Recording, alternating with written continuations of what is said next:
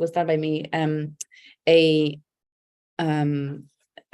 travel guide to Islamic Spain, which sounds like a little bit of a impossibility, but it was sort of a travel guide to the parts of Spain that used to be, could have been termed as Islamic, or they were predominantly Muslim.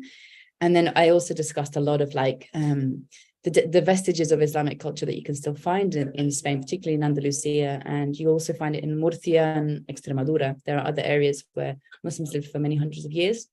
And you see it in the music and the food, in the landscape, particularly in the plants that grow around. So I have one of my sort of pet topics is land and plants. I've studied permaculture and various different things like this, and a bit of like herbal medicine and things like this. And what I really love actually is ethnobotany. In the sense that, how can you know a people through the plants that they use and the trees that they planted and tended and the relationships they've had with them, because there are always stories around them, right? And there's a lot of heritage around, for example, an olive tree. I mean, an olive tree is so symbolic in so many ways to so many different people. And it's traveled all over the world as well. I do a lot of poetry. I do poetry workshops and writing workshops, kind of like creative journaling. Just this week I did 4 or 5 with like about 30, 40 people in total. And yeah, one of the sort of exercises that I like to set is like, describe yourself, write an alternative bio, like all the things that you'd normally say, like where you grew up and what you studied, what your career is, like put that all to one side for a minute, all of your like achievements, and then describe yourself in some completely different way. Like, I am the cat sleeping on that windowsill, and tell people why, kind of thing. So it's quite funny to like be doing this now on the spot. Honestly, I just think the theme that comes back to me again and again and again in all the things I do is words, and the voice particularly. So I also sing, I write songs.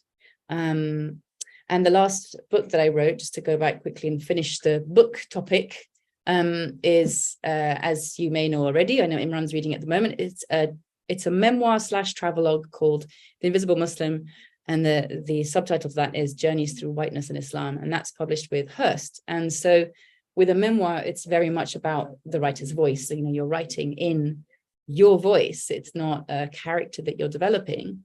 And so, yeah, again and again, I think it just comes back to developing the voice and finding confidence in it. And that is not just a process of writing a poem or a story or a song. It's really a process of figuring out who you are. And so creativity for me is really intrinsically connected to spirituality, to a spiritual path of reflection, self-reflection, and self-development, I suppose you could say. I mean, that's a word that's sort of been co-opted, I think, by the kind of business coaching kind of world. But I think it's completely valid and very much a part of also Islamic tradition, muhasaba and tafakkur, and muraqaba. These are all practices that Muslims have had for 1,000 years, more than 1,000 years. So this isn't like a new wellness thing. This is something that has a very like an honorable history and tradition for us. So I feel like also Islam has been likened to water, and that it takes the color and the shape of the container that it's in. And so the more you learn about the Muslim world, the more you travel, the more you see, well, Islam is indigenous in so many places now, and it has its own unique kind of flavor and culture and the way that it shows up. And so for me, well, just to give a bit of backstory, my mother is from the US, my dad is British. They both converted to Islam my dad converted, I think, 1971, my mum a bit after, and they met sometime after that. So I was born in 82 in Granada in Spain. And then at the age of 1 came to England and grew up in England, in East Anglia, close to Cambridge.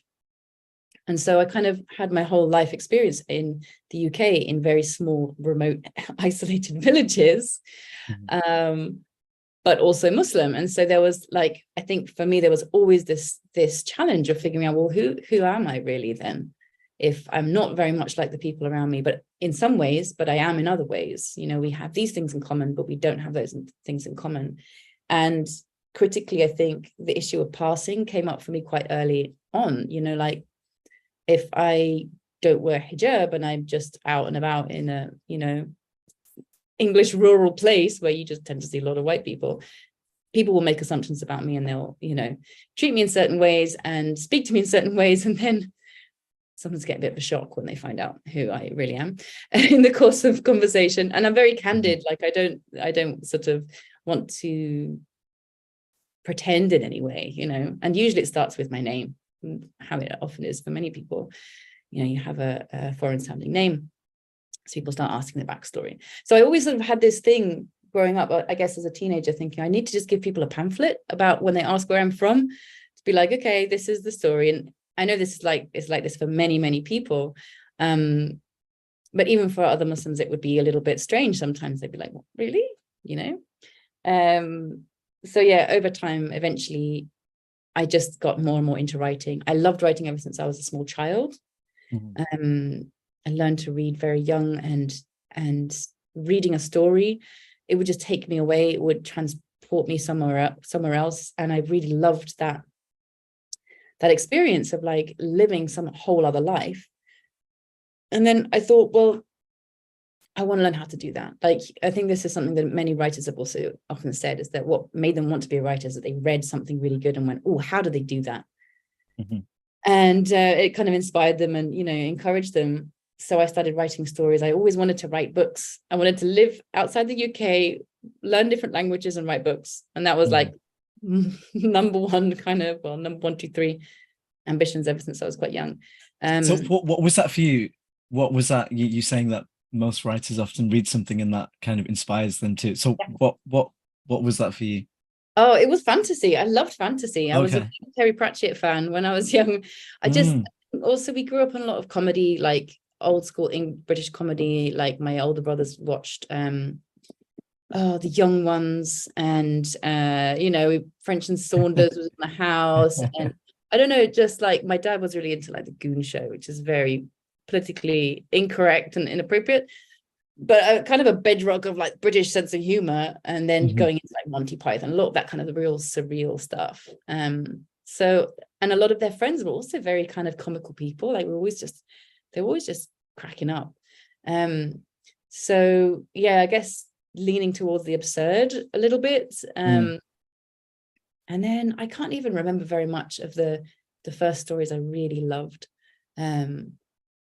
But I do remember Terry Pratchett. He was a big one for me because he just had a very strong voice, and he was very witty with words. He would like use all of his books. He always used words in kind of amusing ways and make little puns, and then the pun or the spelling mistake would turn into like a sort of new area of the story or something.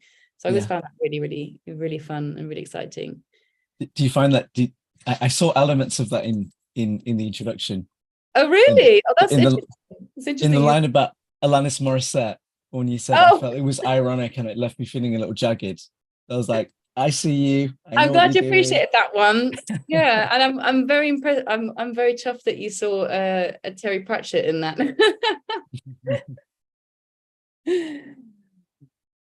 Sorry, I've just realized I've completely cut off your What was I even reading about? I don't really know. I was just rambling actually. But so then I guess as a teenager I got more into songs, and even now, and I've been writing songs and performing for like 20 years nearly.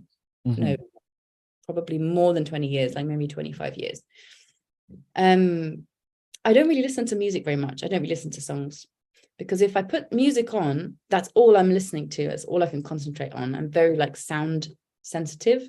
So I tend to just kind of work in silence most of the time. And sometimes I'll be like, if I'm working on something that's just visual, because I make social media content for a couple of pages, I might have like a podcast on, or I might, you know, I've done some courses and just been like listening to the course in the background, or maybe listen to some music. But if I listen to a song, I'm really in the song. It's like this complete like emotional, I'm just consumed by it, and I have to sort of just be in the song and until it finishes. So I tend to listen to a song if I'm learning it, I'll listen to it Okay. over and over again, and that's how I'll learn.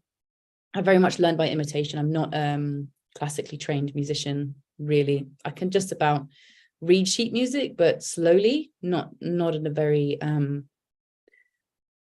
I don't know, like I wouldn't be able to work in a kind of an orchestra or something like that. But Yeah. And yeah, lyrics were always very, very powerful for me. I really loved, words with very well-crafted lyrics. mhm. And you come from a musical family, don't you? Yeah. Particularly your dad.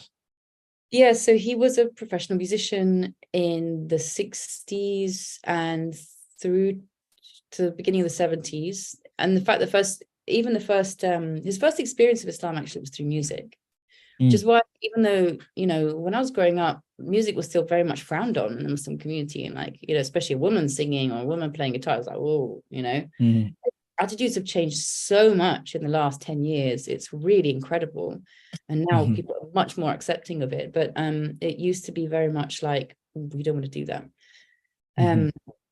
And which was quite sort of, it was really disheartening. And we even went to, I don't know if you remember, what were they called?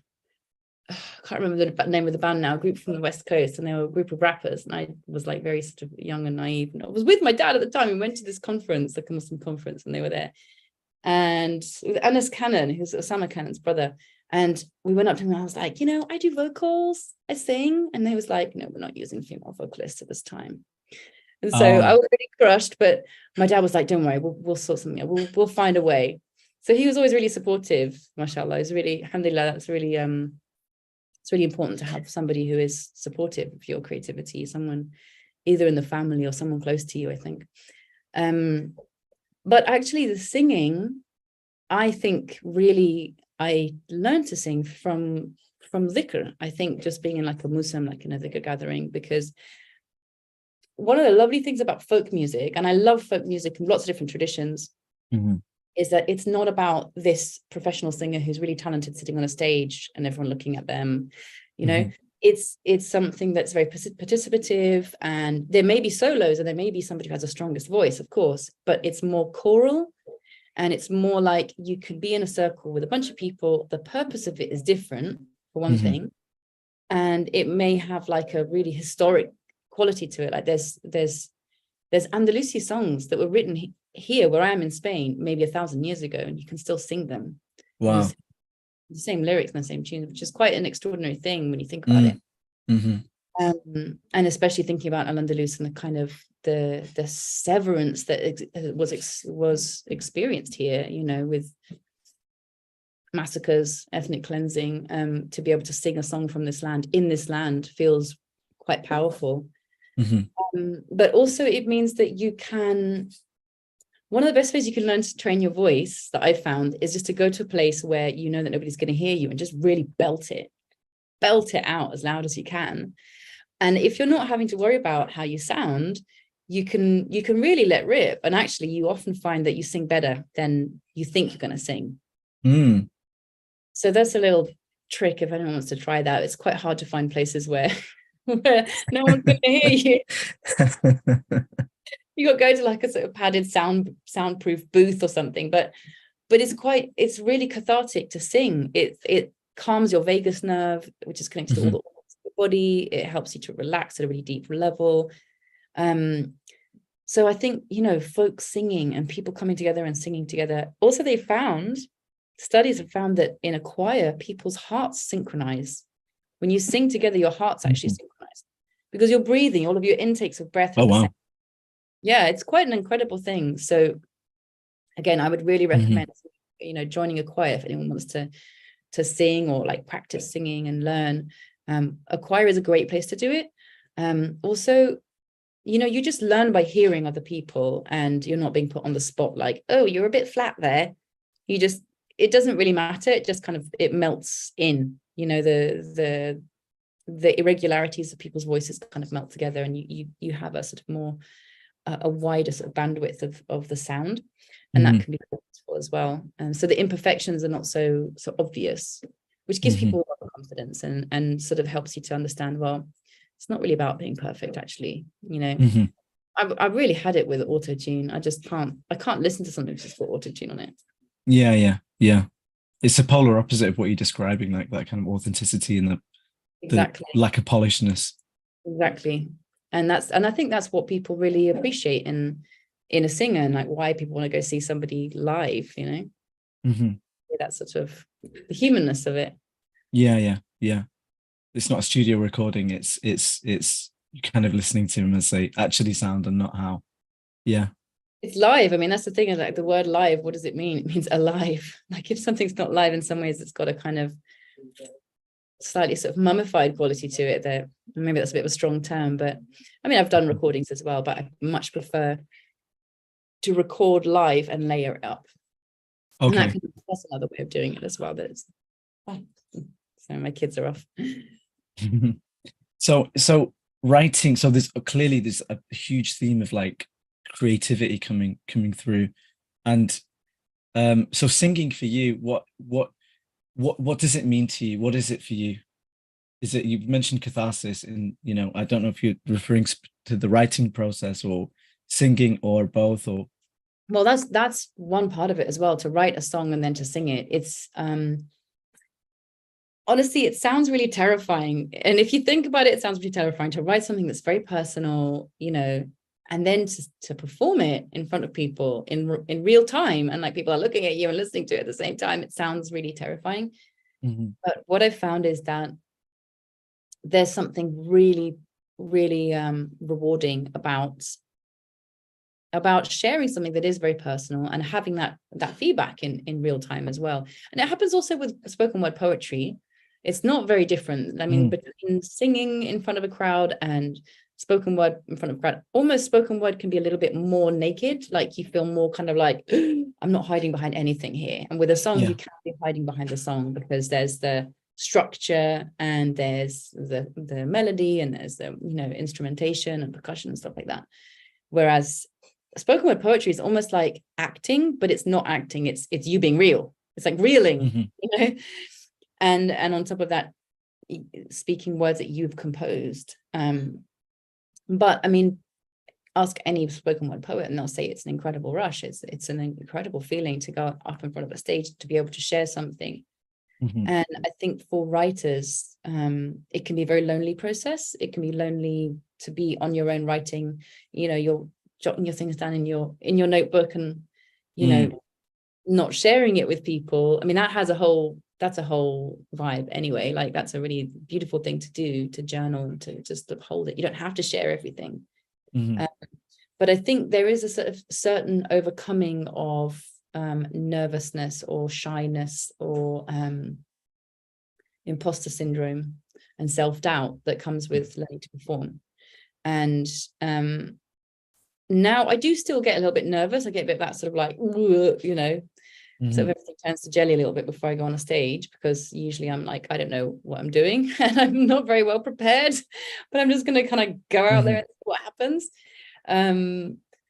But once I'm actually on the stage and performing it, I just feel really at home. I don't know if that's just like me being a really stereotypical Leo, but it feels really, really nice to be able to share something, not just like, here's this really amazing thing that I did and like check me out and applaud me, but really to be like, you know, everyone has inside themselves this immense, I would say infinite source of beauty and connectedness, because we are all connected to the divine.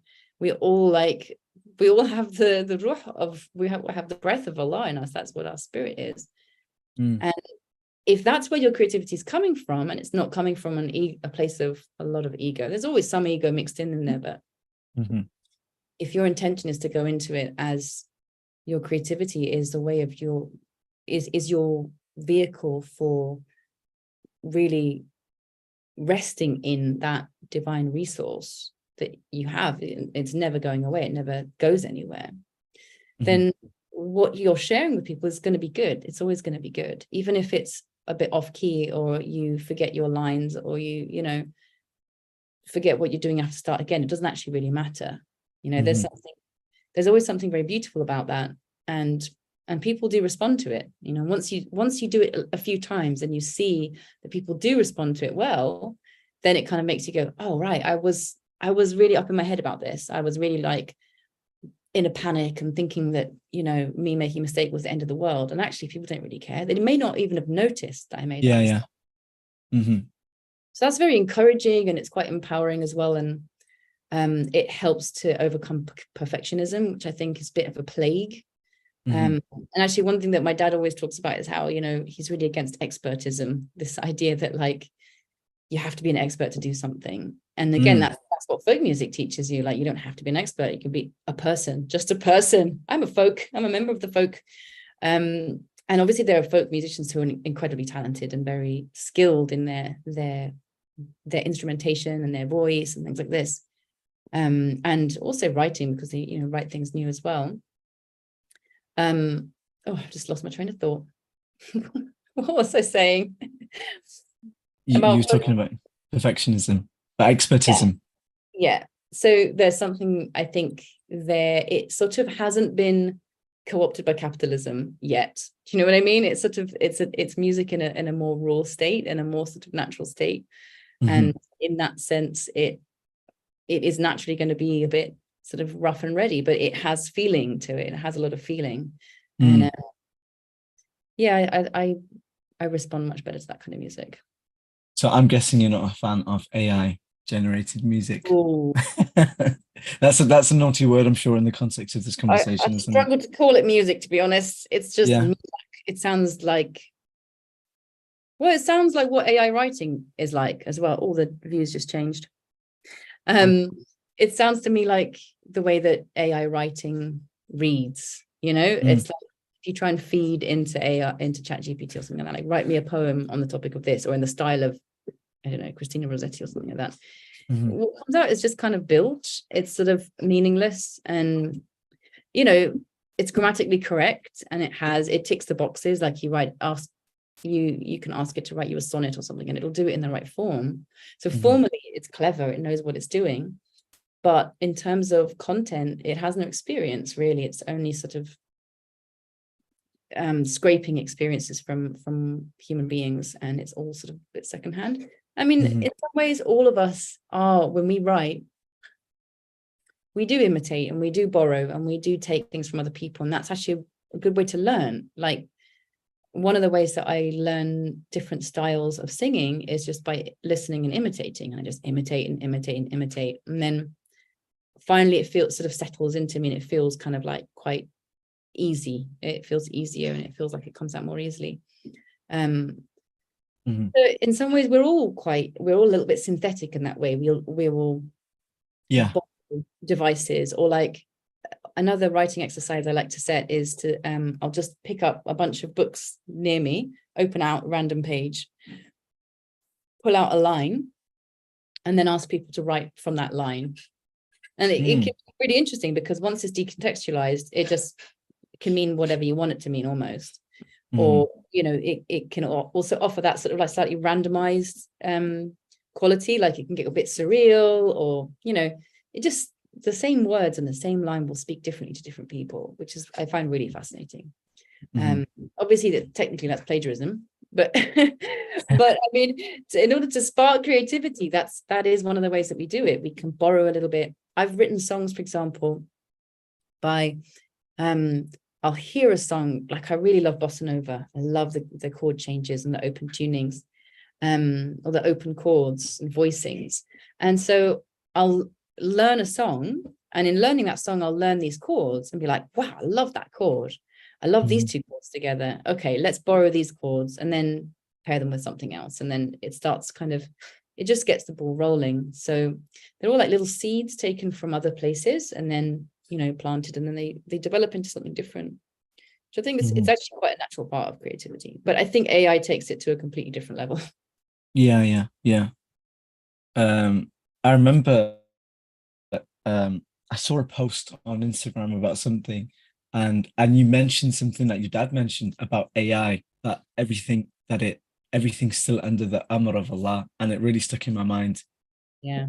It's possible to think of it as something that falls outside of, like, the divine remit, as it were. sorry, this is a bit tangential, but it really Tangents struck are me. good. I like tangents. I always think tangents is where the fruits are on a tree. It's on the ramifications. It's on the branches. Mm. You don't normally find fruit on the trunks. You normally find them out on the branches. Anyway, go on. Yeah, that's a very charitable way of explaining my tangent. Yeah, no, just in the whole AI debate, particularly in Islamic discussions, there is a tendency to kind of think of AI as something like some some kind of like quote unquote like a rival to Yeah, God like an extraterrestrial thing. Yeah. yeah. When in kind of in the kind of grand scheme of things, it's It's still nothing part is of outside of a still part of the world. It's still part of the dunya. And yeah. it seems very new. I guess every tool seems very alien when it's just introduced, and then people kind of get used to it. But I think people have already started to find its limitations. And I think, for example, with AI art, it starts to get a bit generic looking in some ways, and like fiddle around with Midjourney or Dolly or one of these things. I mean, with Midjourney, you could see, it was quite a while since I went into it, but you could see what everybody else was producing as well. Yeah. It was a little bit generic, really, what people were asking for. It was very much almost like kind of Final Fantasy sort of like space age kind of. Yeah, or like, I don't know, like mysterious mountains and cosmos and stuff. And it's like, okay, once you've seen one of those, you've sort of seen them all. And I guess the challenge is then for people to actually use their creativity and come up with the ideas, because it's dependent on the ideas at the end of the day. But the whole idea of like, people, they're like, yes, AI will lay off millions of workers, but it's also going to create more work with people writing prompts and selling prompts. My God. If my work as a writer is reduced to writing prompts for AI and selling them, I'll be very, very depressed. My son, who's hello. You go with Baba, okay? Or you can stay here if you want. I forgot my. Do it in another piece of paper. No. Yes, do it in another piece of paper. No, I've done. It's too much. Breathe. I'm busy, okay?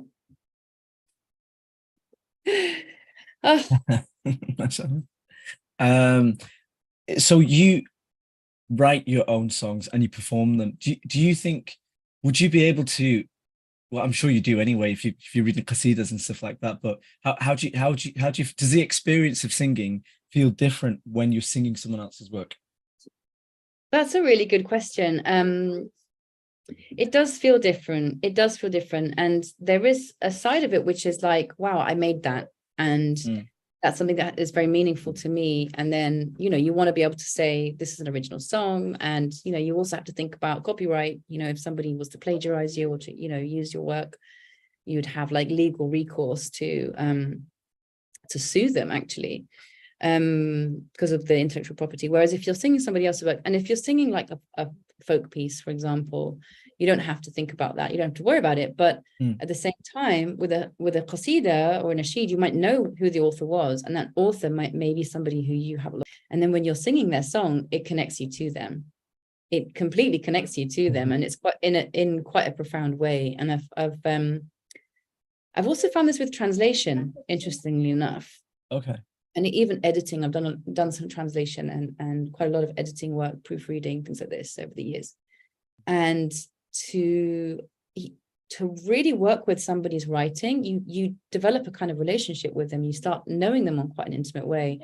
So to give you an example, many years ago, I was proofreading in a colossal book of Imam an-Nawawi's Adhkar.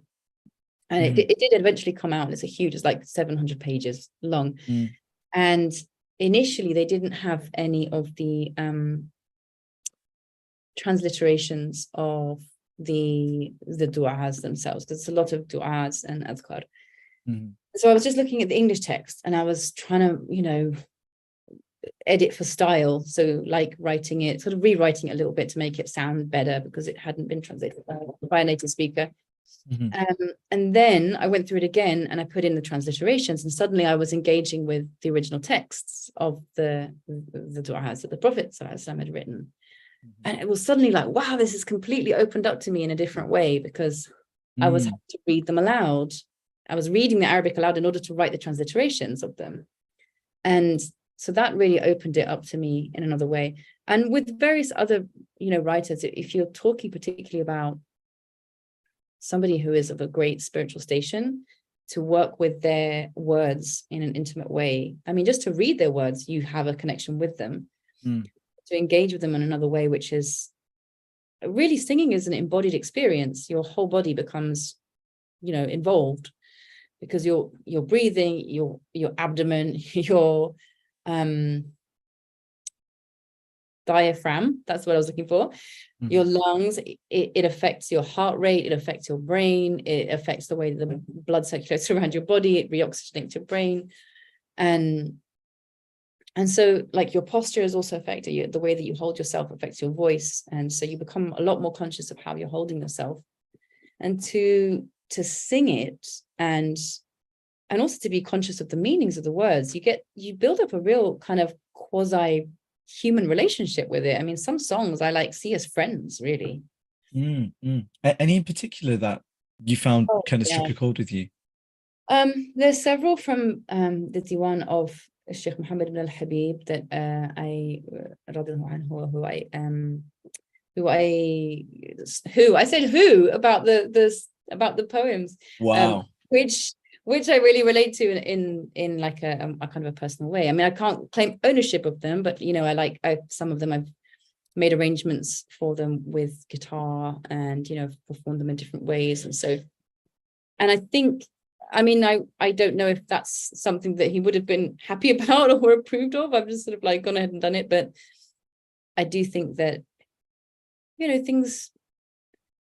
a poem can have many lives in this way, and it can reach people in different areas and in different demographics and different times. And, when you rediscover a poem, there's a poem called, it's been described as Al-Madha Moriska. It's on one of the albums by Al-Firdaus.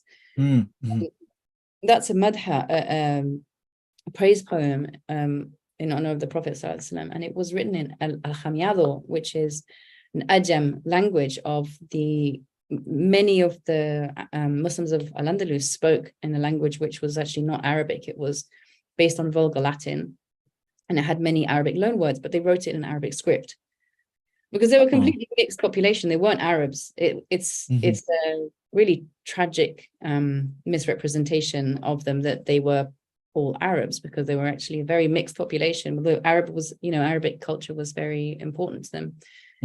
Language was very important. But anyway, I'm getting off track. So there was this poem that was actually buried. It was hidden in a false wall, and I think it was in Aragon, which is another area that had quite a long-standing Muslim population. And somebody had actually hidden it behind a false wall. And then it had been discovered in the 1980s, I think it was, during some house renovations. And so some local Spanish Muslims found it, I don't know how, and decided to start singing it. And so now it's become this song that we like to sing. And so that's also quite an extraordinary thing to sort of think that was hidden for hundreds of years, and now it's got this new life. And we don't know what tune it was sung in, but according to the meter, you can sort of have a stab at it. Well, you can try out existing Andalusi tunes, and then it has another kind of life of its own, which is not really the answer to your question. But anyway, I've I'm trying to remember where I heard that story before. Is it did your dad write about it on a blog, or have you written about it before? Possibly. When it was I don't know where I think I have written about it somewhere, but it is on one of the Firdaus ensemble. Yeah, I remember. It is now. Yeah. It's so asked for a lot. Okay. So are there any that come to mind that kind of resonated with you in a particular way? Well, one that I really particularly love is Kamla Kamin. It's a poem that's essentially, it says how much bounty, how much ni'mah you shower upon me, and you never cease to treat me with kindness. I feel very drawn to those qasidas that have a very direct way of speaking to Allah. I don't know why. I just feel they're very powerful. It's a very beautiful thing to do, to read somebody's intimate discourse, right? Their sort of their conversations with God. Mm-hmm. And then for those to be preserved in beautiful language, it's quite an extraordinary thing to do. And I've heard people recently sort of suggest doing that. I've started even incorporating it into some workshops to write your own dua, for example. Oh wow. And to embellish the language and beautify it and to write it in a poetic way, because you're speaking to God. It's something that's very it's a very beautiful thing to do. Like why not, like, even, I don't know, take it on as a kind of an art form in and of itself. The poem that you mentioned, is that by Sidi Muhammad ibn al-Habib?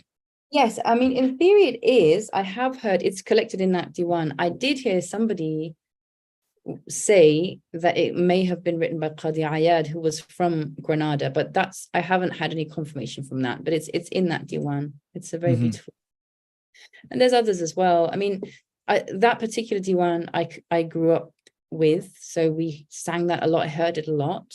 And then more as I got older, I sort of branched out a lot more with different qasidas. And so more recently, like, I've found things like Khair al-Bariya and Ya Hanana and I don't know, Talama Ashbul Gharami, like a lot more sort of the Eastern tradition. So like, because my dad in particular, he came to Islam through a sort of more Moroccan form of Sufism. I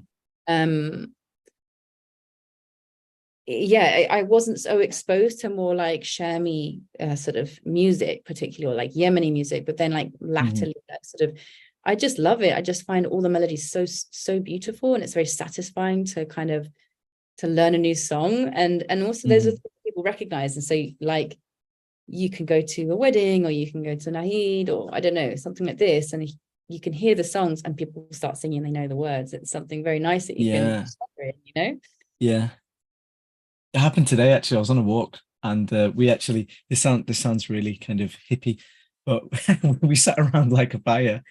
Someone started singing Ya Hanana, and then like a few people joined in. I thought it's exactly what happened, and and I didn't know that the people who knew it would know it. So it's interesting how it's just kind of infused into more spaces than I'd thought.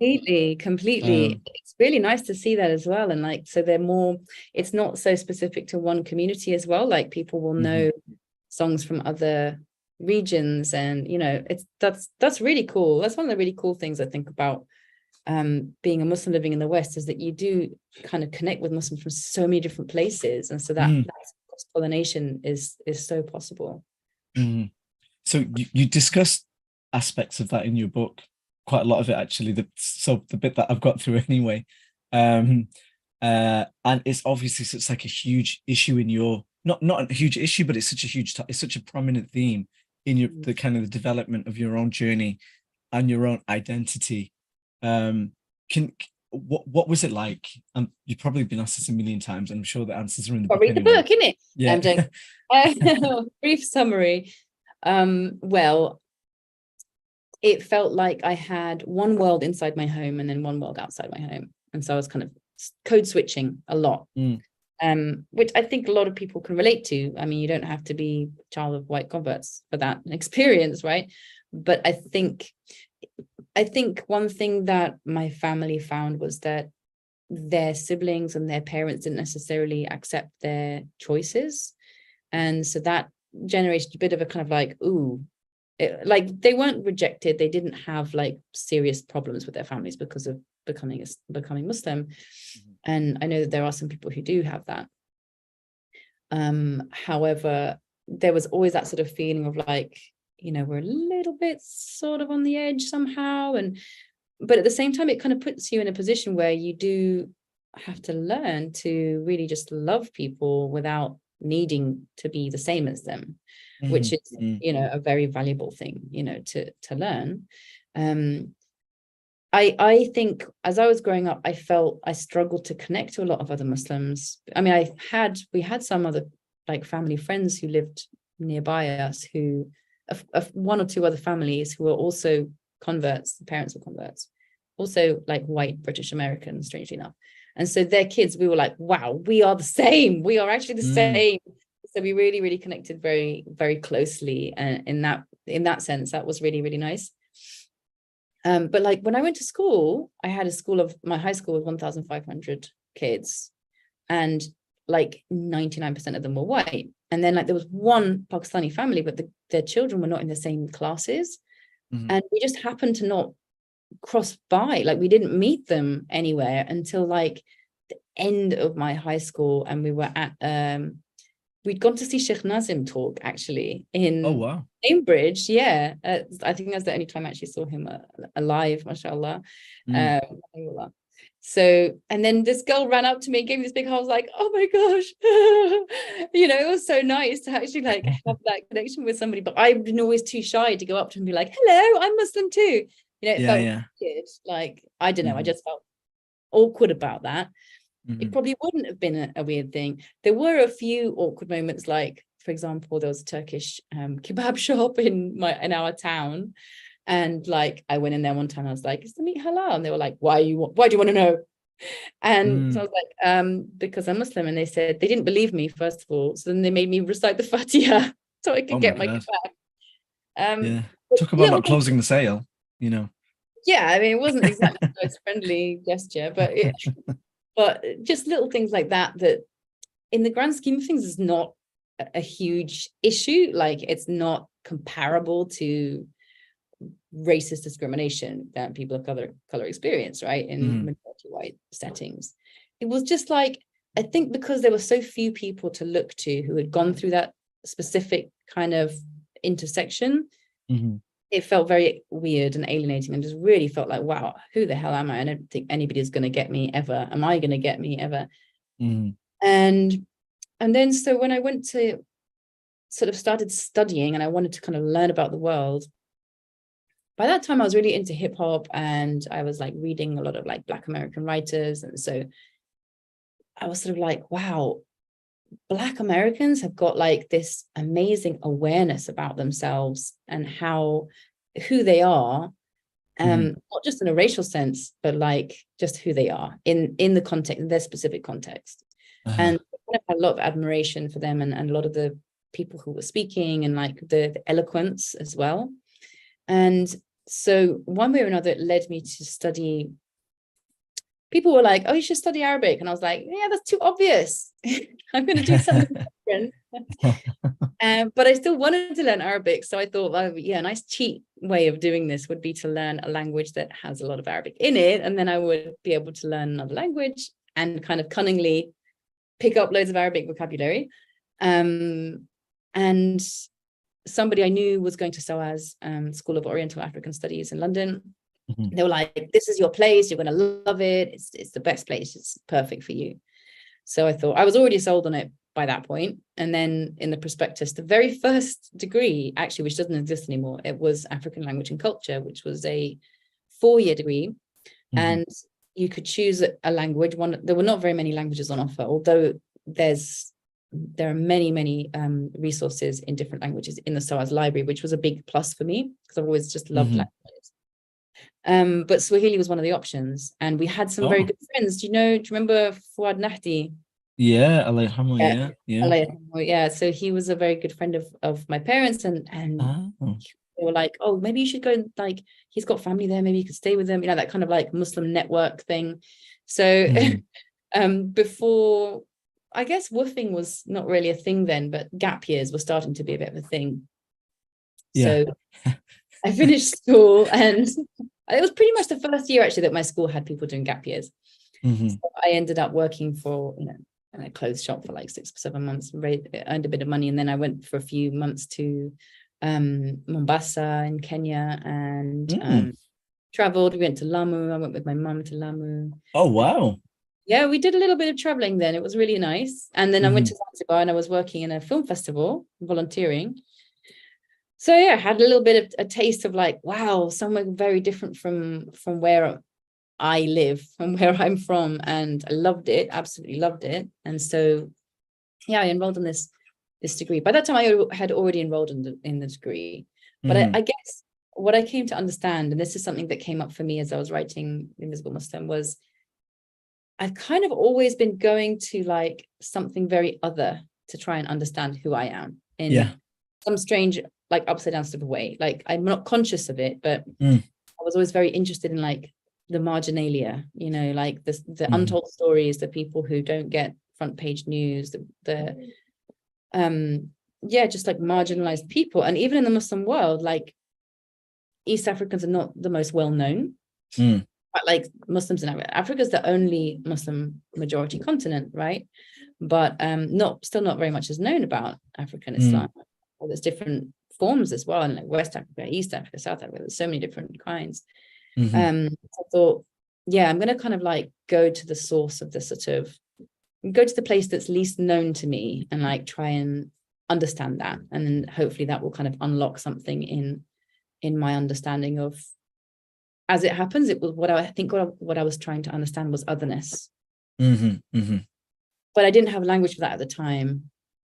And then once I was actually enrolled in my degree, then we started really going into that in much more detail, and like anthropology, and like looking at the Pan-Africanists and Negritude movements, and like yeah, I mean, I can go off on a long tangent about this, about sort of like decolonization. It was like very much a decolonial course, but Mhm. through learning about culture. So through literature, poetry, theatre, oral poetry, religion. They didn't have much of an art program. Okay. Or music. There is an ethnomusicology program at SOAS, but it didn't really feature in my degree. So it was much more on the writing side of it, but it was like history and yeah, religion, things like this. And it was just amazing. It was an amazing degree to have, actually. Yeah, I mean, it sounds really interesting. And in terms of that journey, you know, the degree is part of that. Where where do you find you? This might be a bit of a personal question, but where do you find yourself on this journey now in terms of defining yourself and reconciling, and that journey of identity, I guess, given the kind of various mixes and you know, you're being child of converts and whiteness and the rest of it. How do you feel at the moment in terms of that journey, where you are now? I think for me, being in the south of Spain has been very instrumental in feeling like a sense of wholeness. In that sense, and also studying Al-Andalus as well. So after finishing my degree, I left London and didn't really know what the hell I was doing. So my parents were living here near Granada, and I came to live with them. And then I was back and forth a little bit, but I've been now in this area for about 17 years in total, which is really it's nearly half of my life. And I do feel a lot of connection to the landscape and the people and the heritage. And actually, a few years back, I did a DNA test, and it said out of all the 20 places that are represented in my genes, number 1 was Portugal, number 3 was Andalusia, number 5 was Portugal, number 11 was Portugal, and there was another Portuguese something in Brazil. So there's somehow or other, I do have some kind of like Iberian ancestry, but like it's a very ancient, I don't know, it's not in my family tree.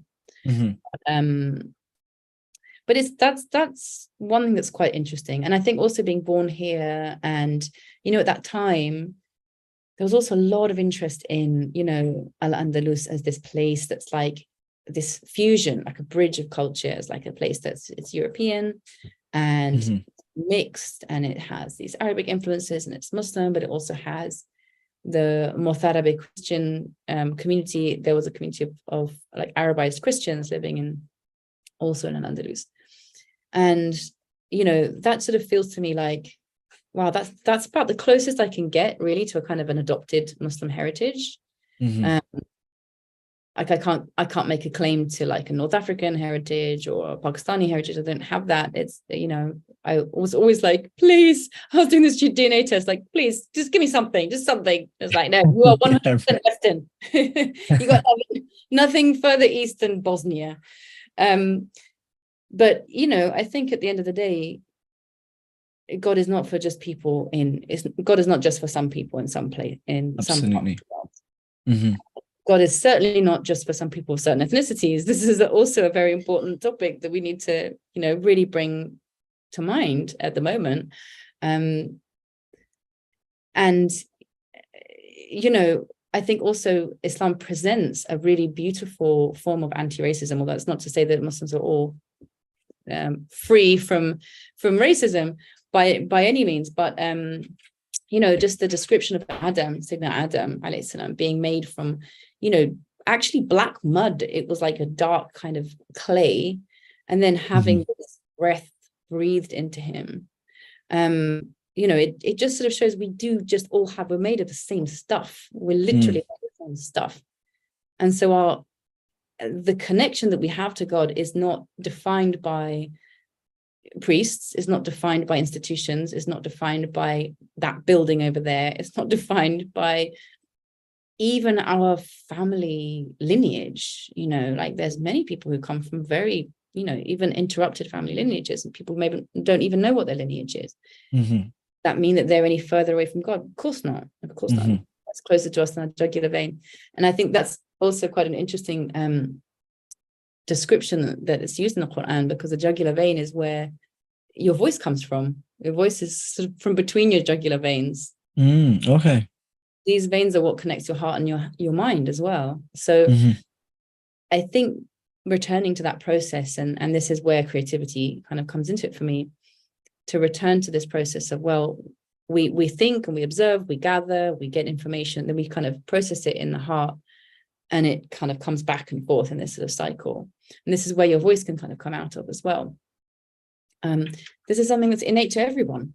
So, you know, I don't want this. One of the points I wanted to make in Invisible Muslim was I really abhor the idea that, you know, you can have, especially a Westerner can sort of find Islam and be like, oh, I'm going to have this really clean version of Islam that doesn't have any cultural baggage, you know. Because actually the cultural baggage is important as well. As difficult as it might be, but the cultural baggage is also part of what makes us who we are. For sure, yeah. You can't just strip it away from it. And Europeans have cultural baggage as well. So it's not like we just kind of have this nice, clean version of Islam. But ultimately, it's really about truth. I mean, Islam is about truth. And so to come to Islam in truth means bringing your whole self and really recognize you have to just be yourself in it, really. And that's just this sort of wishy-washy kind of statement, like just be yourself, you know. Actually, it's really hard to be yourself. It's really hard. Yeah. Through all of the sort of layers of programming and like cultural conditioning and ego, all these different things, like to actually be yourself is the biggest task, really. So I was just thinking about the phrase cultural baggage, and it's a phrase that gets kind of thrown about, but it automatically assumes there's a negative connotation to it. Like, why must we view culture? And I'm not saying we do, it probably refers to the negative side of it, but it's not always that easy to distinguish, you know, and certainly, you know, culture shouldn't always be assumed as something negative. And, you know, the idea of kind of some sanitized form of Islam that's devoid of culture, you know, that doesn't, it never really results to a healthy relationship with, you know, with Allah ultimately. So this idea of coming with cultural baggage, like there's a point at which that has to be embraced if that relationship with Allah is going to be authentic, right? Completely. And I think this is something that, like, in the US, you see Black American Muslims, and they have that, you know, many of them do have that genetic connection with West Africa and with Islam in that sense. But also, like, the way that they used hip hop was really interesting, how they just were like, well, this is our art form. This is how we're going to express ourselves, and we're going to carry on doing it while we're being Muslim as well. Like, there was no contradiction of terms in that. And I think maybe, I don't know, because I haven't been living back in the UK for such a long time, but I always felt with the UK, we felt more sort of, I don't know, more of a crisis of identity in some way, or some sort of like lack of confidence and sort of just being who we are. And there's lots of reasons for that. There's lots of reasons for that. I mean, to do with actual Islamophobia and marginalization and so on. But so do you mean in a general sense, or in the context of Islam? I think it might be a general British thing. I mean, talking of cultural baggage, I mean, Brits do tend to have a bit more of a kind of like a bit of stiffness, which, oh golly, that's a whole other theme. But then as Muslims, I think maybe there was also a bit of kind of like lack of confidence almost. I mean, this was from when I was growing up, so this was like in the 90s, and then I think, you know, we all sort of know of or consider 2001 as being like a bit of a pivotal moment. Suddenly everything started changing, and people did really have to start reassessing, okay, where do I stand on this, and what kind of Islam do I actually want in my life, and who can I be as a Muslim, and how can I not be torn to pieces with warring parts of my identity? How can I kind of have it holistic? How can I feel whole? And, you know, I've got to give a lot of credit to the younger generation, the younguns, for, you know, and Gen Z are amazing. Really. Like, they get a lot of slack, but they're really on it. They're really like, this is who we are. In what sense? I mean, Not that I disagree, just interested in. I sort of see, like, I don't really go onto TikTok particularly, but a lot of TikTok videos show up on Instagram as well. And you just see you see young Muslims just being really like, they seem really comfortable in who they are. And I don't see it necessarily overflowing so much into music, for example, but in poetry, it's definitely there. A lot of Muslims are really, I don't want to say killing it, that's a really appropriate word to use there, but, you know, crushing it with poetry and spoken word. It's getting there with like film and things like that. It's starting to move in that direction, and there's some support, there's sponsorship, there's like mentorship programs. And I want to mention also quickly before we run out of time, last year I co-founded the Muslim Writers Salon. So this is an online digital platform where Muslim writers can get together, network, find resources, writing prompts, and we do co-writing sessions together. So among other things, book club and things like this, and workshops, because, you know, I do feel really passionate about encouraging people to develop their voice and develop that confidence in themselves that, you know, your voice is necessary. And now we also know we have to represent ourselves, otherwise we will be misrepresented by people who have their own interests involved. And that's very, you know, harmful. So I think the way that you can counter that, and the way that you can also achieve some sense of wholeness amid all these disparate parts of, and all these different kind of roles that we play and all these different identities that we have, is by really bringing it back to the heart, bringing it back to the voice, and that sort of cycling between the head and the heart, and, you know, using the voice as the vehicle for that. So I have things going on behind me. Do you have time for a couple of questions? Oh, sure. I've been keeping my glasses off.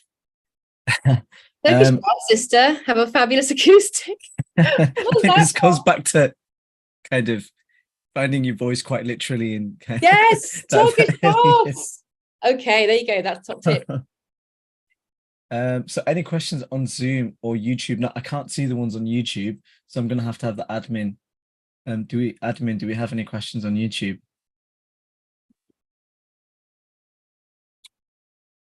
If there are, please just copy and paste them in the room. And if anyone else has them in the room.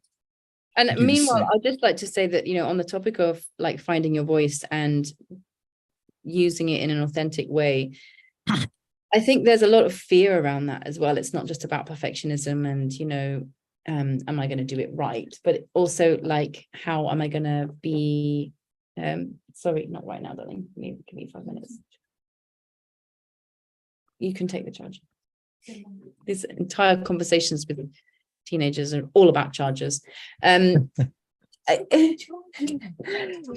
So what were they saying? I think there's a lot there around rejection and learning to just deal with the fact that some people are not gonna they're not gonna like what you do, and that's okay. Like, you don't have to please everyone. And I think this is me speaking as a recovering people pleaser. I say that recovering because it's still something that, you know, I think going into music, for example, that was a really strong, like potent way of really being like, wow, I have validation, and it's really immediate. You know, you do a thing, it's really nerve-wracking. You get up there and then you get that validation immediately. It's like, wow, that's so nice. But it's dangerous as well, because you can become dependent on that. but I think learning to use your voice in ways that feel consonant with who you are is incredibly important. And I say the word consonant for a reason, purposefully, because it's like consonant. It means that it resonates together. Like resonate is like resonating, is like a rebounding. A sound is rebounding, but consonant is like, it's like that choral aspect of like feeling in tune with yourself and being able to speak in a way that feels in tune. Nothing to do with the countdown then, no. Not really, no. I'm sorry. I was thinking, shall I make a completely flippant comment? Yeah, consonant. That I get the connection there. I think that's because you have two parts of the mouth coming together, two parts of the, vocal apparatus coming together to make the sound. Mm-hmm. But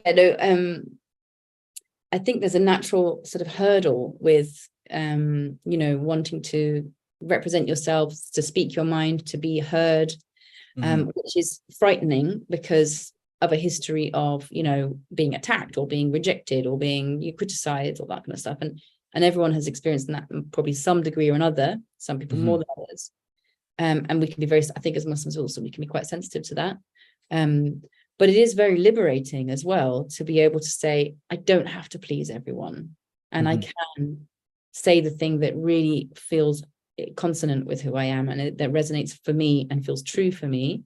And not everyone has to like it. Like, that's just something that I'm working on at the moment, which it's been quite revelatory. I think there's a question in the chat. We have a couple. Do you do vocal workshops? Do you know what? Several people have asked me this, and I haven't yet, because I guess I'm completely self-taught, so I don't really know how to teach another person how to sing. But yeah, I would just really recommend finding songs that you really like, and especially finding a song that's in a key or a tone that works for you. So I have quite a low voice. I'm not soprano, I'm more like an alto. So I have to find songs that are sung in that tone that work for me. And then I can just copy them, imitate, sing along, like karaoke, do your own little karaoke. And that gives you a lot of practice. And, record yourself, listen back to it and see, oh, actually, I was a bit flat there. Okay, now I need to make a bit more effort. The more practice you have, you gain muscle memory. And actually, people who lose their hearing can still sing because they have muscle memory. And yeah, the other thing of just singing in places where nobody can hear you, just really belt it out, let rip. Did you just say that you can't teach a vocal workshop, and then you just gave like some really brilliant advice? Yeah, well, there you go. That's the workshop. I would love to sort of to do that, but it's harder to do online. Because why is it hard to do online? It's not really that hard to do online, actually. It's just that the timings can go off, so you can't sing together with people in the same time. So potentially it's something that I have thought about doing, I suppose. So a vocal workshop in Granada then, in person? Yeah, I guess people just have to come here and do it here. I'm very lazy. I just don't go anywhere. Expect everyone to come to me. Privileged. Emily says, I grew up in East Anglia. My parents and sisters still live there. Do you have any tips on how to have authentic conversations about Islam with people? This is a really important conversation, a really important point. Having siblings who are mainly more or less Muslim, I haven't had to have that sort of, and also obviously my parents being Muslim, I haven't really had to have that discussion. We have other discussions because, I mean, even just within Islam, there's so many different ways of practicing and different ideas that, you can still clash with people who are of the same religion as yourself. I think it's especially important when you're having conversations with people who are not Muslim and who might have a lot of, prejudice, or they may have just like a lot of ideas about Islam, like negative ideas about Islam, just to really focus on compassion, kindness, justice. I think is very important as well in Islam. And, again, reflecting recently about how you can talk all you want about compassion, but if there's no justice in the room, then there's not really any compassion in the room, is there? So like bringing it back down to like the really like scaling it down to really essential sort of almost like the what do they call them, like the usul al-fiqh, like the foundations of jurisprudence. They're like ethical frameworks, like ways of understanding particularly Islamic law, but really like just kind of Islamic thinking. And those are like husn al-dhan, like having good opinions of people, and like giving people the benefit of the doubt, things like that. They feel familiar to people because actually they are almost kind of universal. Like they're appealing, you know, because they're not separate, they're not different. And like all of these different things that sort of actually show that we're not talking about some completely alternate reality here. We're talking about something that is still present in this, you know, time. And I guess also there's something else that I've been learning. I've been doing this NLP certificate, and one of the things that it brings up in it is how the person who is most flexible and most able to encompass all of the different states that people in the conversation are having is the one who's able to actually hold the conversation the best. They're able to kind of guide the conversation the best. So like if I'm able to say, oh yeah, I had that experience, I know what you're talking about, and like really allow people to feel heard, or even preempt it and sort of say, you know, I guess you might be thinking this, or it might seem like this. You know, I really understand that that's how you might have that idea. And here's another way of looking at it, sort of thing. So it's not really combative. It's not like black and white, us versus them. It's like lots of, you know, gray scales. And actually a lot of people struggle with gray scales. So again, it kind of comes back to speaking really authentically, speaking from the heart, speaking about what is it that you love about Islam? What is it that you find beautiful? And use that language that is easy for them to understand, you know? But then also recognizing that you're not always going to persuade everybody, and not everybody's going to get it. And it might take a lot of time for somebody to sort of start having a more positive view. I mean, inshallah, it does, you know, become easy. Celia says, Sister, I'll sing in low voice and totally identify with what you offered about performance and offering your vulnerability to an audience. It's a chosen way of communication, and I absolutely love the connection with one's spirituality. I'm a musician, and music is part of my soul. To be told I will have to give it up, it's heartbreaking. What you've offered tonight has given me so much hope. Thank you, sister. Please do a face-to-face workshop. For me, it's not so much about teaching, it's about being present. Oh, that sounds so nice. I would love that. I would really love that. So yeah, stay in touch. You guys can probably, the easiest way to stay in touch with me is through my Instagram. I can put my handle in the chat. And because that's where I kind of dump everything. Like if I have a Substack blog, and when I post, I put it there, and then I have some music, I post it there. But yeah, there's details of the Muslim Writer Salon there. Oh yeah, Muslim Writer Salon. Yeah. Well, we just closed for closed our memberships, or we open different kind of windows about every sort of 3 months or so, for like general membership. But we have a higher tier which includes one-to-one feedback and coaching. And for that one, if people really are interested in that, they can email us and we can talk about it, even if it's outside of the membership openings. Fantastic. That's so amazing. I'm conscious that we've had you longer than we'd planned. I'm conscious of the time there. Could I have one request, please? Okay. Could you close with a dua? Oh my gosh. Doesn't have to, just whatever you want to say, and it can be as long or as short as you like. Ya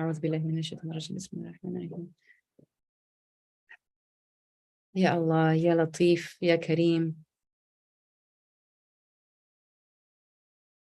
Grant us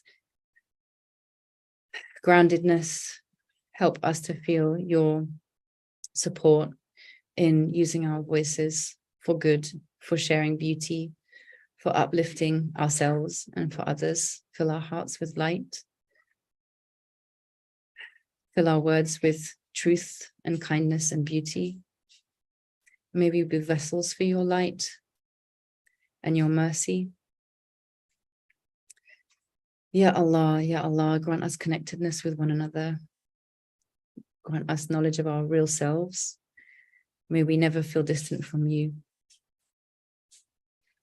May we be means of bringing together disparate communities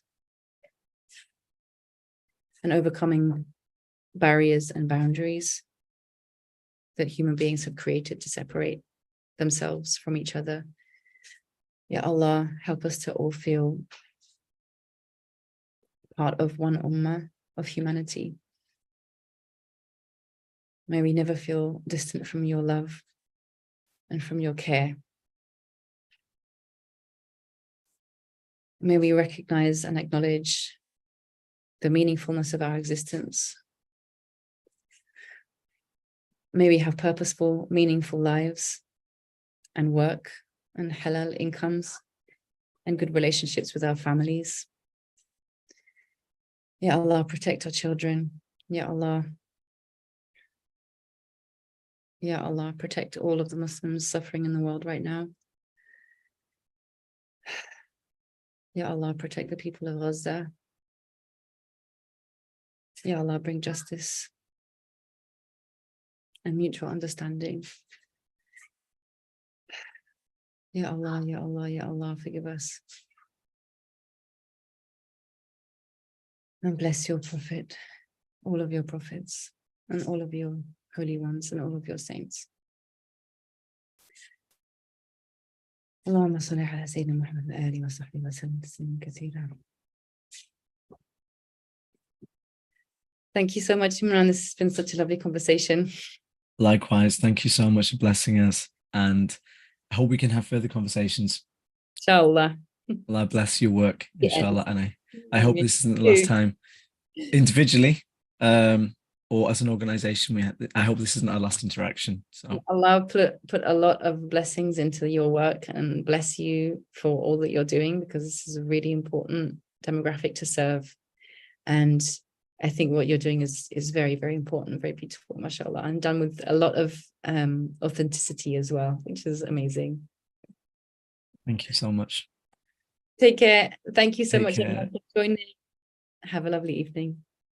Assalamu alaikum, and thanks everyone for joining, and we'll see you all soon. Assalamu alaikum.